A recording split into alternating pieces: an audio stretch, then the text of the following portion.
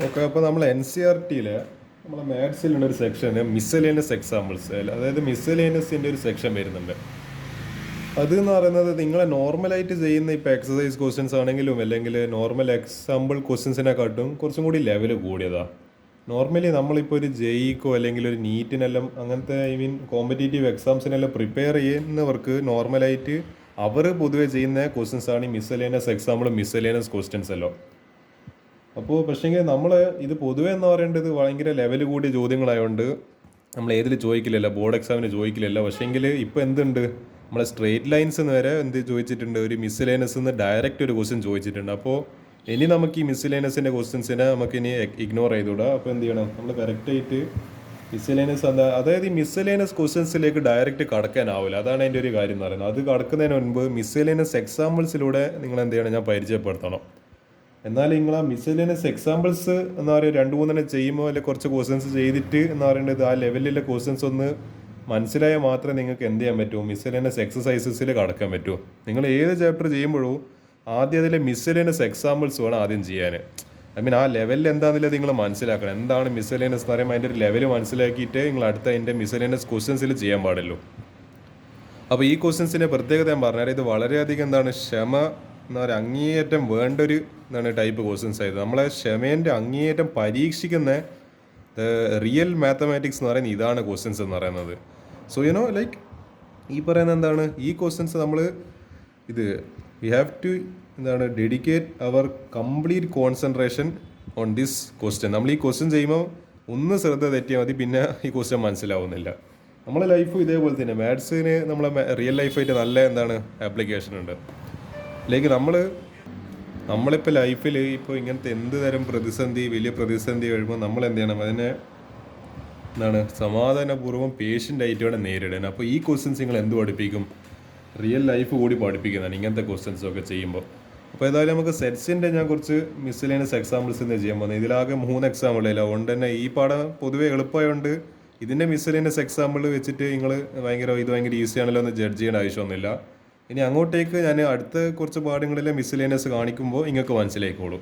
ഇത് പാഠത്തിൽ 3 ക്വസ്റ്റ്യൻസിൽ 3 എളുപ്പമുള്ള ചോദ്യങ്ങളായിരിക്കും. പക്ഷേ ഇനിയത്തെ കുറച്ച് ഇങ്ങോട്ടെല്ലാം എത്തുമ്പോഴാണ് നിങ്ങൾക്ക് അതിൻ്റെ ഫീല് വരിക. അപ്പോൾ ഇല്ല, നമുക്ക് സെറ്റ്സ് വെച്ചിട്ട് തുടങ്ങാം. ഞാൻ മിസ്സലേനിയസ് സീരീസിലെ ആദ്യത്തെ വീഡിയോ ആണ്.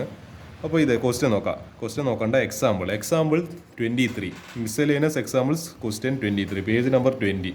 അതിലെന്താ പറയുന്നത്, show that the set of letters needed to spell cataract and the set of letters needed to spell tract are equal. അതായത് ഈ കാറ്ററാക്ട് എന്ന് പറയുന്ന വേർഡ് നമുക്ക് ഉച്ചരിക്കാൻ ആവശ്യമായിട്ടുള്ള ലെറ്റേഴ്സ് വേണം. നമുക്ക് ഏത് വേർഡ് ഉച്ചരിക്കാനാണെങ്കിലും ലെറ്റേഴ്സ് വേണം. അതാണ് നമ്മളെ ലാംഗ്വേജിൻ്റെ ഫൗണ്ടേഷൻ എന്ന് പറയുന്നത്.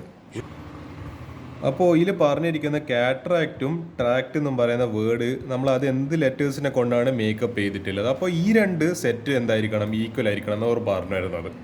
അപ്പോൾ നമുക്ക് നോക്കി നോക്കാം. ഇത് ആക്ച്വലി വളരെ എളുപ്പമുള്ള ചോദ്യമാണ്, പക്ഷെ എന്നാലും ഞാൻ മിസ്സലേനിയസ് ആയിട്ട് ഡിസ്കസ് ചെയ്യാം. കാറ്ററാക്റ്റ് സി ഉണ്ട്, എ ഉണ്ട്, ടി ഉണ്ട്. ഓക്കെ, CAT കാറ്റ്. പിന്നെ എ നമുക്ക് പിന്നെയും വന്നില്ല, അപ്പോൾ റിപ്പീറ്റ് ചെയ്യേണ്ട ആവശ്യമില്ല. അടുത്തത് 6. ഓക്കെ, 6. പിന്നെയും എ വന്ന് റിപ്പീറ്റ് ചെയ്യേണ്ട ആവശ്യമില്ല. പിന്നെയും സി റിപ്പീറ്റ് ചെയ്ത ആവശ്യമില്ല. ടി റിപ്പീറ്റ് ചെയ്ത ആവശ്യമില്ല. അപ്പോൾ നമ്മളെ യുണീക്കായിട്ട് എത്ര എലമെൻറ്റ്സ് ഉണ്ട്, CATR. അതേപോലെ ഇത് എക്സ് എന്ന് പറയുന്നത് ഞാൻ ഒരു സെറ്റായിട്ട് എടുത്ത്.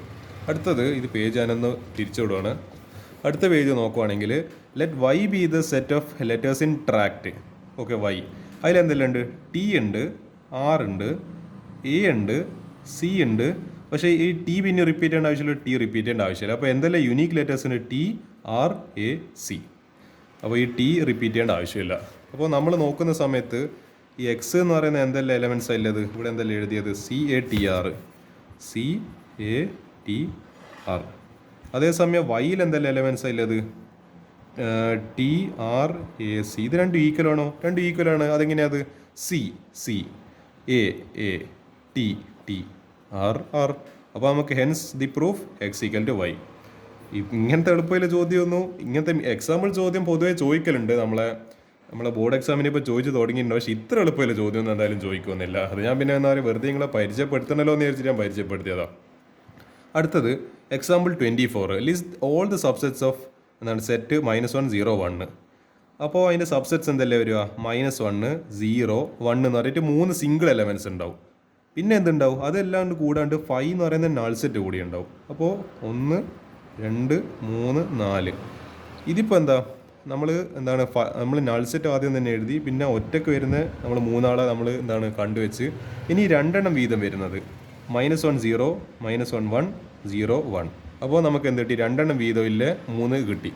അടുത്ത set having 3 elements is A itself. പിന്നെ എന്തുണ്ടാവും, ഈ ഇതുവരെ എന്താണ് സെറ്റ് അല്ലേ, ഐ മീൻ ഇതുവരെ സബ്സെറ്റ് ആണ്. ഈ മൊത്തം എ എന്ന് പറയുന്നത് എന്താണ്, അതിൽ പെടുന്നൊരു സബ്സെറ്റ്. അപ്പോൾ എന്തെല്ലാം ഉണ്ട്, 1 2 3 4 5 6 7, പിന്നെ ഇതു 8. അപ്പോൾ എന്തെല്ലാം ഉണ്ട്, 5 -1 0 1 -1 0 -1 1 0 1 -1 0 1.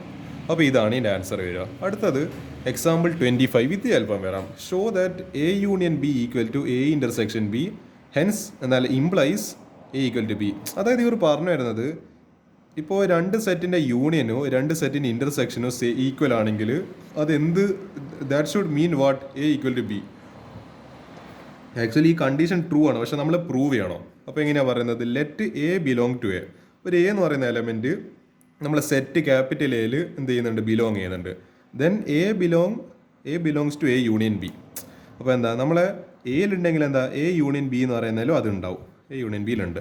Since A union B equal to A intersection A, അതുകൊണ്ട് തന്നെ ഇങ്ങനെ ഒരു കണ്ടീഷൻ ഇല്ലത് കൊണ്ട് തന്നെ അപ്പോൾ നമുക്ക് എന്തും പറയാം, A belongs to A intersection B. അതായത് എ ബിലോങ് ടു എന്താണ്, എ യൂണിയൻ ബി. അതായത് ഇങ്ങനെ പറയുന്നത് നമുക്ക് എന്ത്, ഈ പറയുന്ന A belong to A union B എന്ന് പറയുന്ന സമയത്ത് തന്നെ നമുക്ക് എന്തറിയാം, എ യൂണിയൻ ബീനെ പകരം എനിക്ക് എന്ത് എഴുതാം, എ ഇൻ്റർസെക്ഷൻ ബി. അത് എന്തുകൊണ്ട്, ഇത് രണ്ടും ഈക്വൽ ആയതുകൊണ്ട്. So instead of this I can write this. അപ്പോൾ എന്താണ്, ഇത് ഇങ്ങനെ ഈക്വൽ ആണെങ്കിൽ ഇതും കൂടി അതിന് ഈക്വൽ ആയിരിക്കും. അപ്പോൾ A belong to A intersection B. So A belong to B കൂടിയാണ്. അപ്പോൾ എന്താ, ഈ കണ്ടീഷൻ ട്രൂ ആവുന്നതുകൊണ്ട് A belong to A intersection B വരുന്നതുകൊണ്ട് തന്നെ എ ബിലോങ്സ് ടു ബി എന്ന് പറയുന്ന സെറ്റിൽ വന്ന്. അപ്പോൾ എന്തായി, A subset of, therefore A subset of B ആയി മാറി. ഇങ്ങനത്തെ ഒരു കണ്ടീഷൻ എല്ലാം ഉണ്ട്. Similarly if B belong to B, then B എന്താണ്, belongs to A union B. അതായത് ഇപ്പോൾ ബി എന്ന് പറയുന്ന ഒരു എലമെൻറ്റ് ക്യാപിറ്റൽ ബിയിലുണ്ടെങ്കിൽ ബി എന്തിലുണ്ട്, ബി എന്ന് പറയുന്നത് എ ഇൻ്റർസെക്ഷൻ ബിയിലുണ്ട്.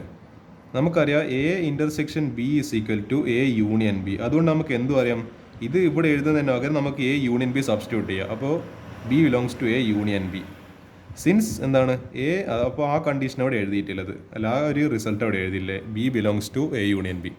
അപ്പോൾ A union B equal to A intersection B അത് കിട്ടി. പിന്നെ B belongs to A intersection B. So B belongs to A. അപ്പോൾ എന്താ, B is A subset of, അല്ല ഇത് എന്ന് പറയേണ്ടത്, B is A subset of A. അപ്പോൾ നമുക്ക് എന്ത് മനസ്സിലായി, എ ഈക്വൽ ടു ബി ആണെന്ന് മനസ്സിലായി. അപ്പോൾ എന്താ, നമ്മുടെ കണ്ടീഷൻ എന്ന് പറയുന്നത് എ ഈക്വൽ ടു ബി ആവുന്ന കണ്ടീഷൻ നമ്മളിവിടെ കണ്ട്, എ ബീൻ്റെ സബ്സെറ്റുമാണ്, ബി എന്ന് പറയുന്നത് തിരിച്ച് എൻ്റെ സബ്സെറ്റാണ്. അപ്പോൾ നമുക്ക് ഈ കേസിൽ എന്ത് പറയാം, എ ഈക്വൽ ടു ബി.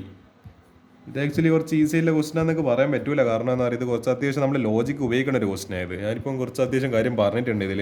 അപ്പോൾ നിങ്ങൾ ഇതേ മെത്തേഡിൽ എന്ത് ചെയ്യുക, ഈ ക്വസ്റ്റ്യൻസ് നിങ്ങൾ പ്രാക്ടീസ് ചെയ്യുന്ന സമയത്ത് ഈ ഡെഫിനേഷൻ പ്രകാരം തന്നെ ചെയ്ത് വരിക. നമ്മൾ ഓരോ കാര്യവും ഇതിലെന്താണ്, ഇപ്പോൾ A union B equal to A intersection B, this is the most important statement here. അപ്പോൾ ഇത് വെച്ചിട്ട് നമ്മൾ എന്താണ് മുന്നോട്ടേക്കുള്ള പ്രൂഫ് ചെയ്യുന്നത്. അപ്പോൾ എനിക്ക് തൽക്കാലത്തേക്ക് നമ്മളെ സെറ്റ്സ് എന്ന് പറയുന്ന പാഠത്തിൽ എക്സാമ്പിൾസിലാകെ ഇത്ര ചോദ്യം, 3 ചോദ്യം മാത്രമേ ഉള്ളൂ.